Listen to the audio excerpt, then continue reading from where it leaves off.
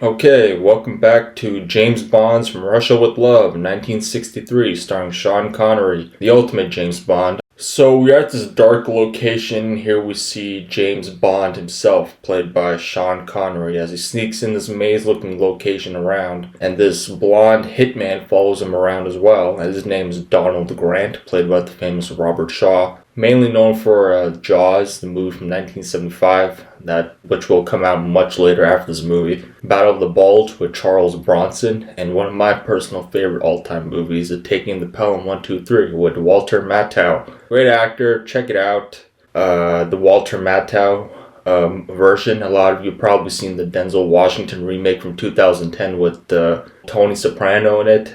But enough of that, let's get back into the movie. Check out Taking the Pelham 123 from 1973, great stuff. But so Grant is following James Bond around and kills him.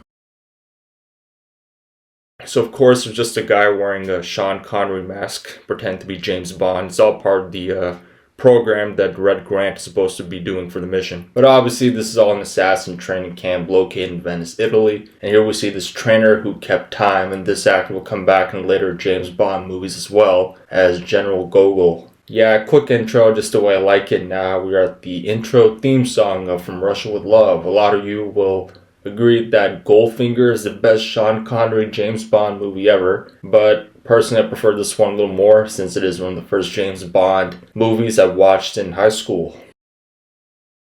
Okay, so directed by Terrence Young, who also directed a few Charles Bronson movies in the 70s. Okay, so we are in Venice, Italy, of course, and here we see a chess match between Czechoslovakia and Canada. Believe it or not, chess used to be a really fun sport to watch. You know, yeah, it was considered a sport. I don't know about it today. But Czechoslovakia is now divided into Czech Republic and Slovakia. A lot of you probably already knew that, which was divided since 1993, I think. But here we meet Kronstein, played by Vladek Sheybal, a member of SPECTRE. And if you have seen Dr. No, the first movie before this from 1962, you'll know exactly what that is. I don't have to tell you that, since most of you are probably James Bond fans from the beginning.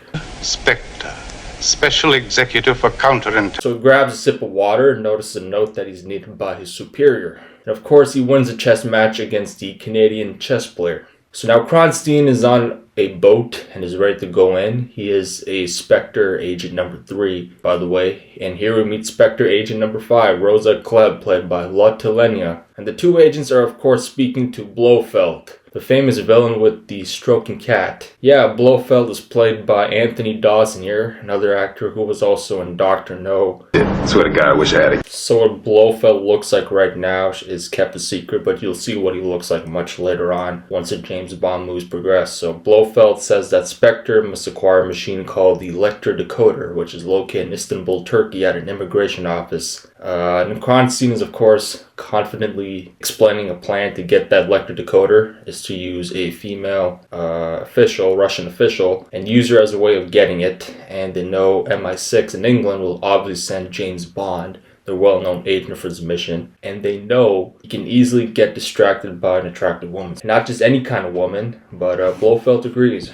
So the next scene, we're back at the Assassin Training Center, and here we see Grant getting ready to get a massage. So Rosa Klebb has now landed, and the trainer has handed her the file on Donald Grant, or also known as Red Grant. Now, Rosa Klebb tests Grant's physique to see if he is capable for the mission. So now we are in Istanbul, Turkey, and here we see the female Russian official coming out of the divided immigration office between the CCCP and the USSR. And that is where the Lekter Decoder is located, as you will see much later. And her name is Tatiana Romanova, played by Daniela Bianchi, who's still alive, by the way. She is literally the only actress still alive from this movie. Everyone else is dead, including Sean Connery himself. So, surprisingly, she's the only one alive today in 2024. But she takes out this note and goes to the place where she's needed. Now that she's at Spectre's office at some apartment building, here we see Red Grant keeping an eye on Tatiana. And now Rosa Klebb finally meets Tatiana Romanova and instructs her to be useful for certain things, such as taking off her coat to see if her body proportions are attractive, as well as giving her a file of the man she has to meet, which is of course James Bond, Agent 007, and gives her his picture, and Rosa starts touching Tatiana weirdly once again, and threatens her that if she doesn't do this, Rosa will kill her, and that Mother Russia will be disappointed. Next scene, we see James Bond himself having fun with Sylvia Trench, played by Eunice Gayson, who was also in Dr. No. I'm sure a lot of you have seen that movie and points at his stitched scar. Now James goes to his car and gets a call from Miss Moneypenny, played by Lois Maxwell, about a new job, and Sylvia comes to annoy him, even slaps her hand, and he will get to headquarters in 90 minutes. So now that James is at MI6 headquarters, M is standing behind the door with Moneypenny and also a new guy, Q Branch, played by Desmond Llewellyn. He will be playing Q Branch until the year 2000 after this movie, and he could have lived longer, but he died in a traffic collision, so would have loved seeing him play Q as well in the Daniel Craig James Bond movies. At least he got the experience working with the other James Bond actors. So M hands James a picture of Tatiana Romanova and tells him that she's in love with James Bond after looking at his picture, and James tells M that he's never even heard of her. So Q now walks in, giving James a briefcase, and not some ordinary briefcase, which includes a knife, a rifle, which James will use later, some gas inside it, and an explosive feature where he has to twist these handles to turn into a bomb. So now James flirts with Moneypenny and grabs Tatiana's picture and writes the title of this movie. The next scene, James Bond has landed in Istanbul, Turkey, and meets up with the driver who will take him to the hotel, as well as the acquaintance he will meet, and walks with the driver as he is being watched by this Russian agent. So as Grant is watching James Bond walk out of the airport with the driver, as well as the Russian agent catching a ride to follow James Bond, James is being driven to the hotel, but before that he will meet that same Turkish contact, the acquaintance, as the Russian agent catching a ride as well to follow James Bond. So both of them are following James Bond to the acquaintance's location where he's supposed to meet him. So, and we see a woman walking out of the acquaintance's hideout, and of course she's there to distract him. And here is the Turkish contact, Kerim Bey, played by Pedro Armendáriz, a known supporting actor from Western movies in Hollywood from the 1950s, and the driver introduces James to Kerim. The driver happens to be Kerim's son, by the way, and offers him some coffee, a cigarette, and speaks about the mission. So the butler brings in the coffees, and of course he is another son of Kerim Bey. He's not wrong here, blood for business is better. Meanwhile, the Russian agent has seen James Bond drive off to the hotel. Grant has a guy tied up driving somewhere else. Now that James is at his hotel, looks around for some minor details to make sure the room isn't bugged or wired, or both. And now he calls the front desk to tell the receptionist that he would like to change his room, and she recommends him the bridal suite. Yeah, he knows it's bugged while Grant has left the car with the guy he tied up and changed his cars, and the guard sees this. Of course, he grabs a ride with Rosa Klebb. Okay, so back at Kerim Bey's hideout, and here we see the same girl, and this happens. Now you wish it didn't distract him. Of course, this earthquake-like explosion, as it was initiated by the small Bulgarian group. They really have nothing much to do with the movie story. They're just there to annoy Kerim Bey. So James Bond walks in the next day to see damages, and Kerim Bey takes James Bond to a secret telescope location underground. So now that they're there, they both look through the telescope and see some Russian officials and having a discussion, and Kerim can't see the guy, the Bulgarian, that the general's yelling at. And James Bond spots him, and when it's his turn to look. So Kerim recognizes the guy across the Russian general, see that's a Bulgarian hitman, Krylenko. And Kerim says he is always in his way and tries to attack him whenever he's out and about. So James Bond is now back on the telescope and is now looking through it and sees that Tatiana has now entered, walking around. So Kerim suggests that James shouldn't stay at the hotel, so he takes him to a local gypsy camp, and we see some of Krylenko's guys already waiting for Kerim Bey as well as James Bond. So Krylenko's guy tells Krylenko himself that Karen Bay is here. Okay, so we are inside the gypsy camp, and Karen tells James that 2 girls will be fighting tonight to marry a man. Probably someone in the camp, but that man is of course James Bond. The moment he enters the camp, that is. Okay, so we see Krylenko getting ready and kills the guard who got distracted by the belly dancing, of course. And now that they're in the village, as Grant is here watching, and some more belly dancing. Now the fight between the two gypsy girls. Now on with the fight, but stopped because Krylenko's finally invaded the gypsy camp. So Krylenko shoots Karam in the arm, and James Bond is saved by Grant. And he starts looking around, who did this? And now Krylenko retreats for now. Okay, so that's done for now, and James stays at the gypsy camp for the night, and now has another problem. They're both yours. So same night, James and Karam go back to the area where Krylenko was seen with the Russians, and we see this building artwork of a Hollywood movie starring Bob Hope and Anita Ekberg called Call Me Buana. It is a real movie, by the way. I've never seen it. Should be good. But Krylenko usually comes out of Anita Ekberg's mouth opening on the building wall.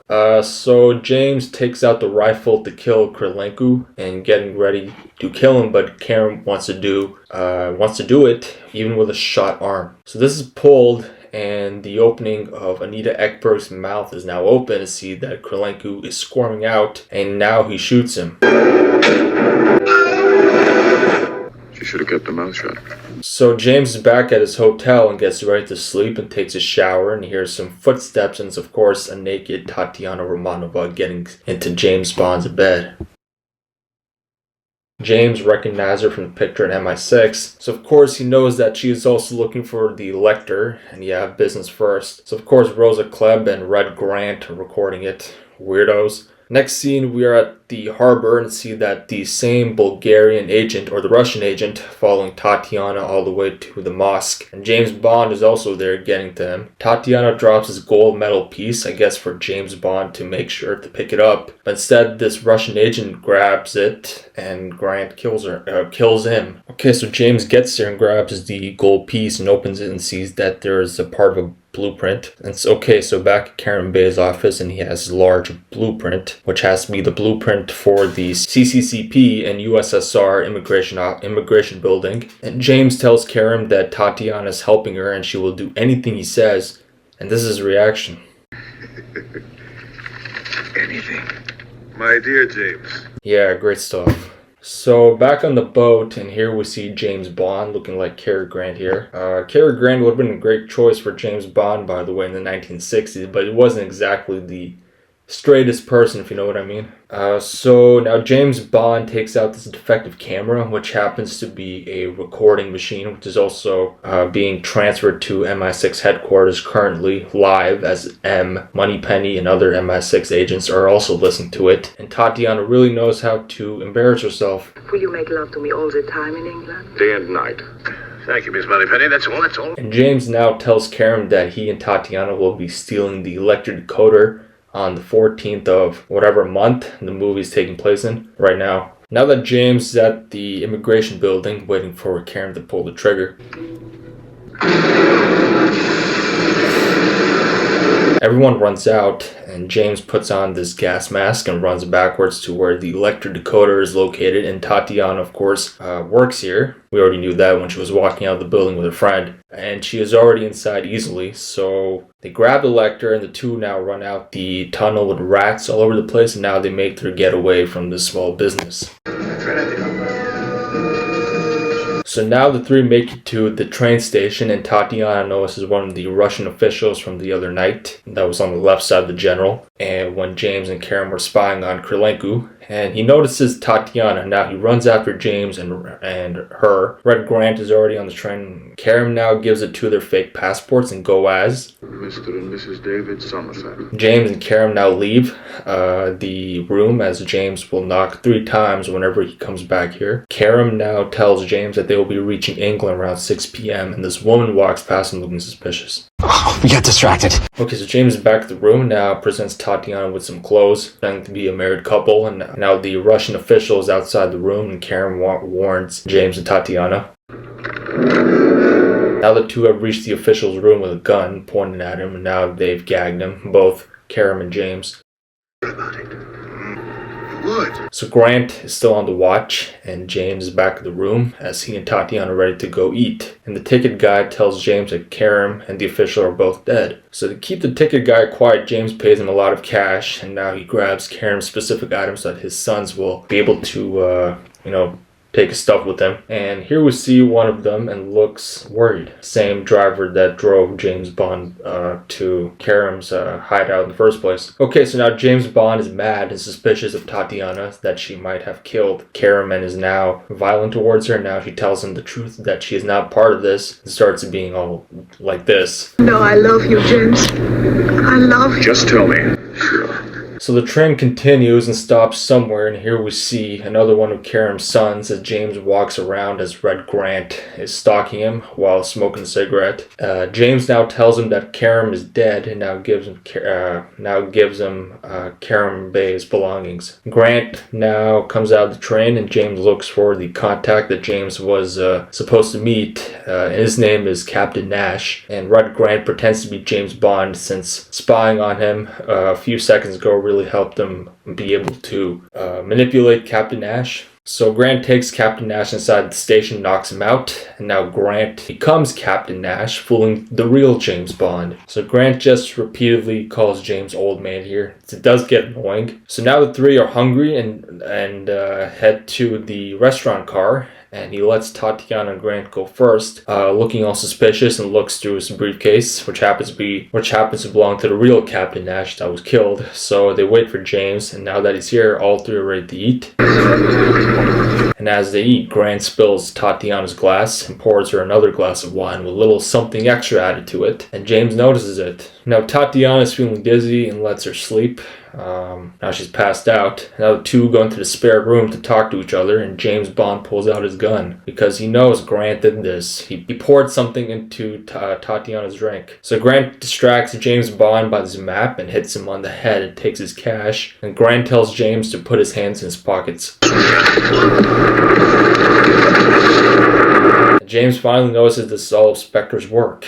Okay, so now James Bond now also knows that the agent from the mosque was also killed by Spectre. Grant did this, we knew that. Karam Bey was also killed by Grant, and the official were also killed by Spectre. All under Spectre and killed by Red Grant. That Grant saved him at the gypsy camp as well. So James also knows that Tatiana is doing this for Spectre, but she doesn't know that because she is being controlled by Rosa Klebb, and that she's doing this for Mother Russia, but she doesn't know that Rosa Klebb is part of Spectre's. She's pretending to be some kind of Russian, lawful official just to make Tatiana do the dirty work without her knowing it. And now Grant has also filmed James and Tatiana at the hotel room and a blackmail letter, and Grant slaps James and he offers him some gold coins as a bribe, and he reaches for the briefcase and Grant opens the other briefcase instead, the one Q gave to James in the beginning of the movie, and this gas comes out and now we see this fight.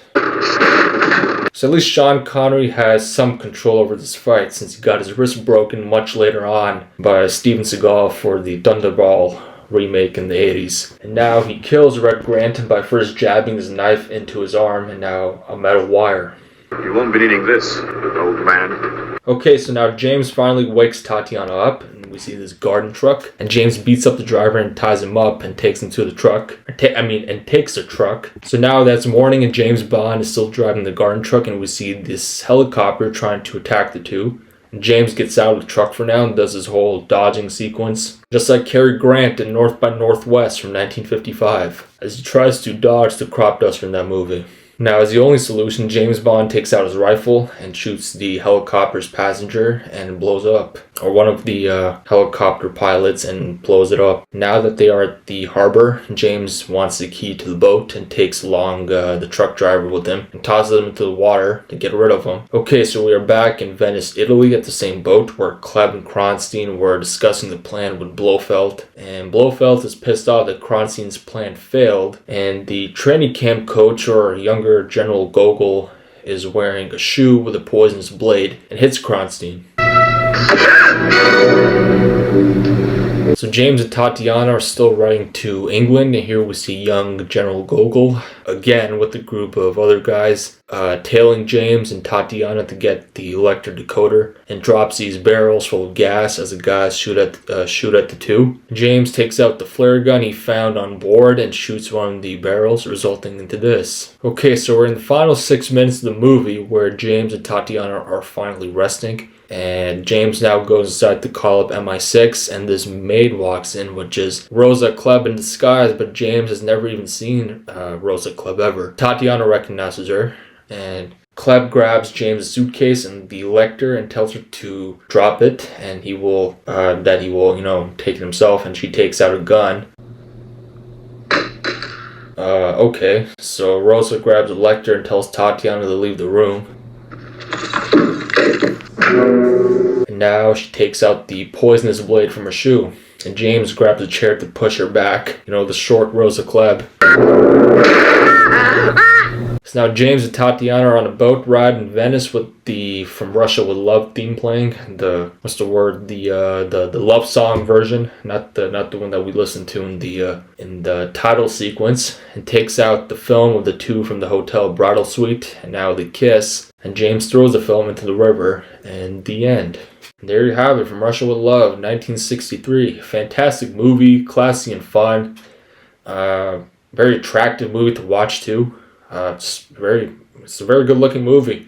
But James Bond will return in Goldfinger in 1964, but I won't be doing that movie anytime soon. But see you later in The Spy Who Loved Me from 1977 with Roger Moore. Like, comment, and subscribe. Take care, see you soon, and watch away. And check out From Russia with Love.